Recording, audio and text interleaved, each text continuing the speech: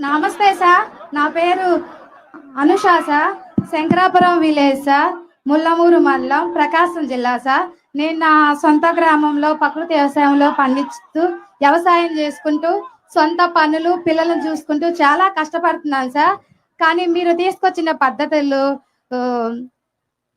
ఆ, తల్లికి వందనం, దీపం పథకాల ద్వారా నాకు చాలా ధైర్యం వచ్చింది సార్. మళ్ళీ ఇప్పుడు అన్నదాత సుఖీ భవ నాకు చాలా ఆ, భద్రత కల్పించింది సార్. నాకు చాలా ధైర్యంగా ఉంది సార్. ధన్యవాదాలు సార్ మనస్ఫూర్తిగా. నాకున్న సొంత గ్రామంలో 3 ఎకరాల బొప్పాయి వేసి పండిస్తున్నాను సార్. నాతో పాటు 100 మందిని ప్రకృతి వ్యవసాయంలో తీసుకొస్తున్నాను సార్. కందిలో విత్తన శుద్ధి చేయిస్తున్నాను సార్. అంతర పంటలు వేస్తున్నాను సార్. ఏ గ్రేడు ఏటీఎం 3 చేయిస్తున్నాను సార్. ప్రతి మండే స్టాల్ పెడుతున్నాను సార్. ముల్లమూరులో ప్రకృతి వ్యవసాయం బాగా చేస్తున్నాం సార్. మీరు ఏ మీటింగ్కి వెళ్ళినా మా ప్రకృతి వ్యవసాయం గురించి బాగా చదువుతున్నారు సార్. మీరు ఇంకా బాగా చెప్పాలి, మమ్మల్ని బాగా ఇంకా ముందుకు తీసుకెళ్లాలని కోరుచున్నాం సార్. అన్నదాత సుఖీభావ పడాలంటే ప్రకృతి వ్యవసాయం చేయాలి, ఒక అరెకరమైనా పడాలి అని మీరు కోరండి సార్. మేము ఇంకా ముందుకు వెళ్తాం సార్. చాలా సంతోషంగా ఉంది సార్. ఓకే, ఇప్పుడు ఏమేమి ఈ ప్రభుత్వం వచ్చిన తర్వాత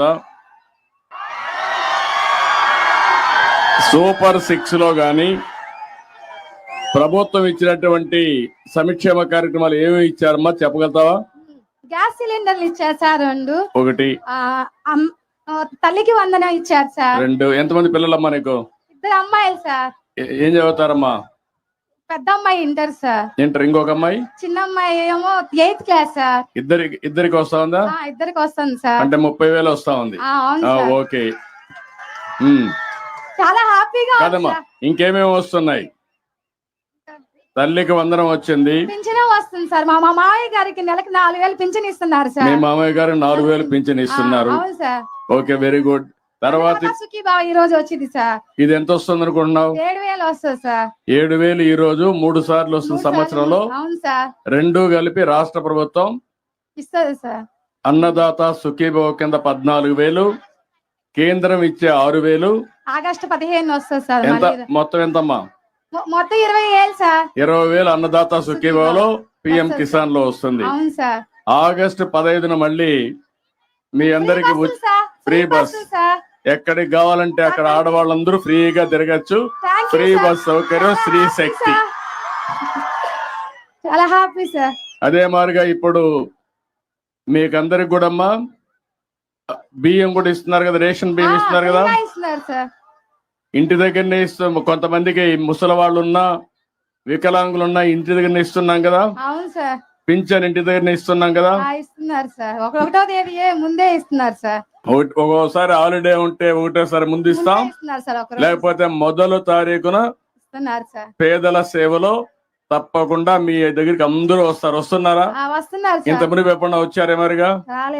ఇంత ఎండలో కూర్చొని ఎప్పుడన్నా రైతుల కోసం ఆలోచించారా? అది డిఫరెన్స్ ఈ ప్రభుత్వానికి, గడిచిన ప్రభుత్వానికి. చాలా హ్యాపీ సార్. కాబట్టి మీలో మార్పు రావాలి, మీలో కూడా ఆలోచించాలి. ఏ ప్రభుత్వం మీకోసం పనిచేస్తుంది, ఏ ప్రభుత్వం వాళ్ళ కోసం పనిచేస్తున్నారో ఒకసారి ఆలోచిస్తే మీ అందరికి స్పష్టత వస్తుంది. ఆ అమ్మాయి చెప్పింది నిజమనుకుంటే గట్టిగా చప్పట్లు కూడా చెప్పండి వాస్తవం అని. ఇక్కడ ఉండే ప్రతి ఒక్కరికి కూడా మీకు కూడా వస్తున్నాయి కదా, ఇవన్నీ వస్తున్నాయని చేలు పైకెత్తండి. ఇది మంచి ప్రభుత్వం అవునా కాదా? అవునంటే గట్టిగా చప్పట్లు కూడా చెప్పండి అవునని. ఇవన్నీ